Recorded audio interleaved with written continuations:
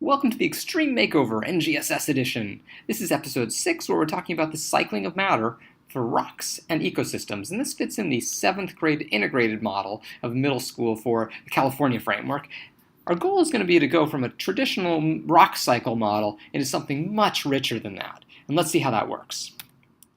Before the makeover, I used to teach my rock cycle lessons starting with the simple rock cycle diagram. I had a whole bunch of words attached to the different processes moving from one type of rock to the other. I talked about the 3 different types of rock.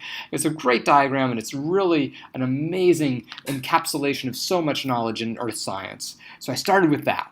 And then I'd give my students some rock kits, and I'd have them working away at maybe identifying some of those, learning the names of some common rocks and minerals. Maybe I'd get them out the streak plates and the hardness tests, and they'd test things out, and I'd have my little geologists working away. And that was all pretty cool. But NGSS is asking us to do a little bit more than that, a little bit different. So take a look at the performance expectation from California's Grade 7, or MSESS 2-1 for the national NGSS. Develop a model to describe the cycling of Earth's materials and the flow of energy that drives this process. So this rock cycle diagram here, that part is the first phrase before the and, but this and the flow of energy that drives this process, we really want to go beyond just identification and naming of rocks and minerals. We need to marry our rock cycle diagram with some knowledge about plate tectonics and some other processes to get something that's a little bit richer of a model. So let's see how that works with a phenomenon starting in California. If you look at California from space, you can see a mountain range shown by these white snow-capped peaks that runs for more than 400 miles along here the Sierra Nevada mountains. And it's a beautiful range. If you're actually down in the Central Valley driving along, you can see those mountains sticking up. You can follow them along. And so let's pretend that you are a child on a trip with your family, driving along and looking out, and you see those mountains off in the distance. And as you get closer to them, they start getting clearer. You start driving up them, and the road gets windier and windier, and you're passing through tunnels and going on these crazy roads that drop off thousands of feet until finally you get to your destination. Your family is going to Yosemite Valley, one of the most famous parks in the world. And here's the view when you get through that tunnel. Look at those mountains. Look at the greenery. Look at the waterfalls. There's so much going on. And when a geologist sees this landscape, the first thing they think about is, how did it get to look the way it does? So that's what we want our students to be starting to ask, and we can have them ask all sorts of questions about that.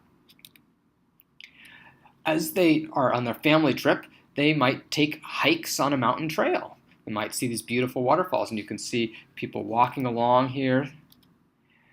You can dance in the mist of a giant waterfall as you search for the end of a rainbow. And then you can swim in the Merced River that runs right through the valley. You can climb up the steep faces of mountains, and I don't recommend this particular approach unless you really know what you're doing. And you can discover some really strange landscapes and rock formations. These cracks and these big boulders. What's going on there? Then you get these domes. Of course, Half Dome is the most famous one, but there are also some full domes that are around in the Yosemite Valley that you can spot. How did they get there? And how come Half Dome is only half a dome? And where's its other half? So Yosemite is famous, and people have been visiting it for more than 150 years. It's even on the California state quarter here. So how does Yosemite, how did it get to look the way it does today? Here's this view again that we have of the valley. We have Half Dome. We've got some other domes. We've got arches. What's going on here? What we're going to do is we're going to have students go off and read some individual articles that are about some of the individual processes that are going on in Yosemite.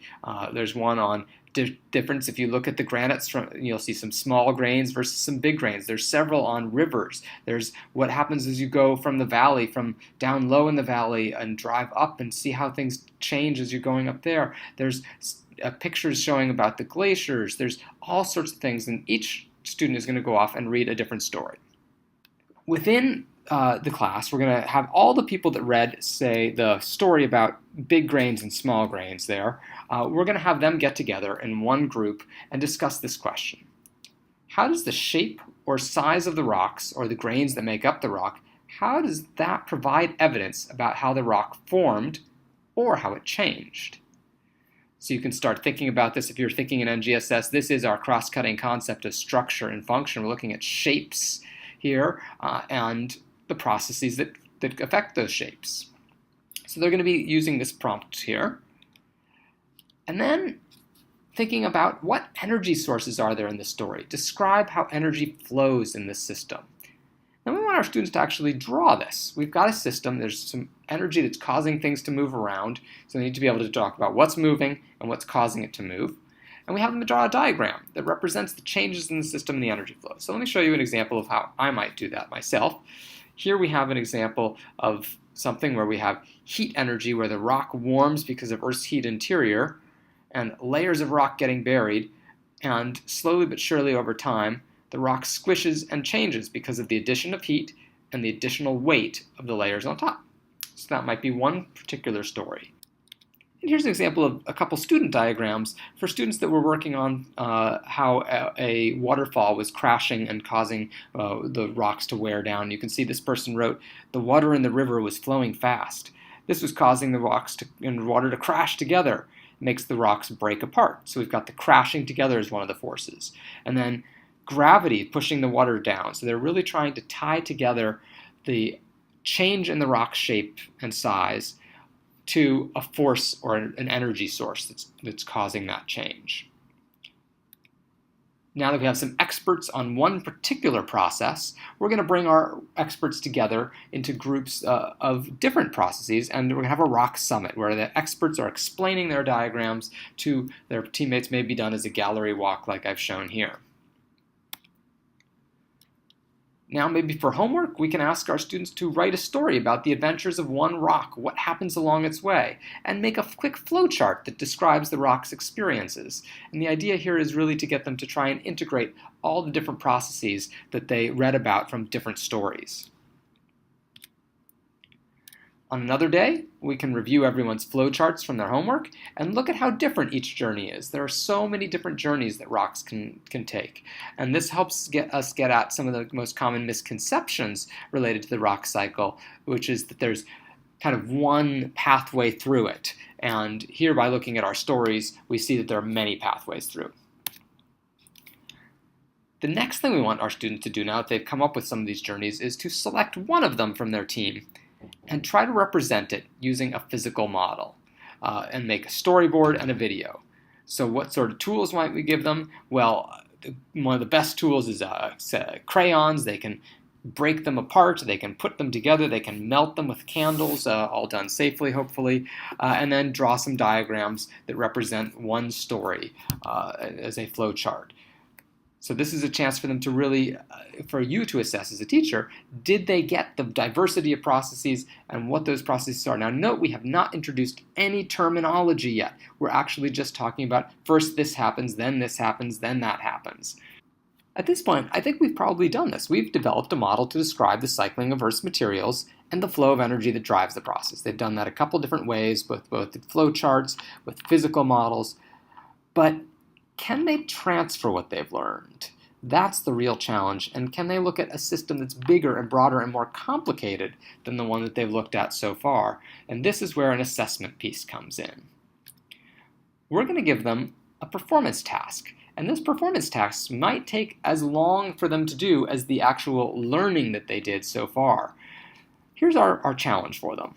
We're going to tell them about the sloth here that lives in the Amazon rainforest. And we're going to tell them a little bit about these Andes Mountains that run along the South American spine here. And I have a question for you. What does the sloth living in the Amazon have to do with the Andes Mountains? They're 1,000 miles apart from each other, but they are related, and the sloth depends upon the Andes Mountains in a very important way, and I would like my students to figure out what that is and describe that in a really rich way. And this is a very complicated task, so we're going to have to give them some help. We're going to start by having them read 2 different articles, and these are resources put together by some folks at Stanford in the Stanford NGSS assessment project. They'll look at those articles and try to develop a model of the changes in the Andes Mountains that show the major changes in the rocks, the processes that cause those changes, and the ways that energy caused those changes in the rocks. This sounds a lot like what we did already with our Yosemite example. So that should be doable for our students. But now we want them to, after they've got that initial model, expand the model to include interactions with other systems, with things that the sloth might depend upon. Now we want to refine our model. Our group is going to exchange models with another group, our feedback partners, and we're going to present our feedback partners some recommendations for what we think needs to be revised or made clearer, why we are making those recommendations, and any ideas we have for revising the model. So we're trying to get more details in there, and by expanding our number of students, we're going to expand the number of ideas and hopefully be able to make sure that each group integrates all the key ideas. And here's what some student models look like. Now, these are the first time we've done this with actual middle school students, and they've got some of the key points, maybe not all of them, but here let's take a look. Our sun melts the snow, and that drags down sediment. Since the sediment from the mountains is getting dragged, that means the mountains are getting smaller. So this person has drawn a connection between the energy source of the sun is what's causing the mountains to change their shape because of erosion, because of the melting glaciers. And then if they next are tracking that material, you can see the arrows going this way, showing us that the sediment is going down the stream. And where is it going? Well, that river is bringing rich minerals to the trees in the Amazon where the sloth lives. You see that people have also got the idea that the mountains are being pushed upwards by plate tectonics, and they've got some information here about the timing of this. This is still happening today. Those mountains are still being pushed upwards and torn down simultaneously. That's pretty cool that they've been able to incorporate both those ideas in there. Here's another one for you. Again, they've keyed in on the sun as an energy source, but this one here also shows energy from deep inside the earth. There's slow movements that's forming the mountains, causing upwards motion. They may not have all the details drawn correctly here in many ways, but they've captured the idea that the mountain is being pushed up because of energy sources deep in the earth. They've also got that key idea of the water melting and flowing, and the sloths relying on the trees. Rain keeps the plants growing. They're starting to look at systems interactions in here. Maybe not all of the ones we want, but at least they're attempting to include both systems interactions of matter flows, but also energy flows. And then lastly, we want to test if our students actually can work on this alone and come up with some synthesis of everything they've got. So we'd like our students to construct an argument to support a claim about the relationship between the Andes Mountains and sloths living in the Amazon rainforest. So their argument should use evidence from their model to support the claim. In other words, they're going to say, I think the Andes Mountains cause changes in the sloth by some process. And they're going to describe that and provide some evidence. They can do it on a poster or PowerPoint and basically convince their audience their model supports their argument. So in the end, we still are talking about the movement of material here. We're talking about rocks breaking down and flowing. We have deep forces in the earth causing the rocks to melt and the Andes Mountains to be formed. But we don't just have this simple diagram. We've got a much richer diagram that our students are using.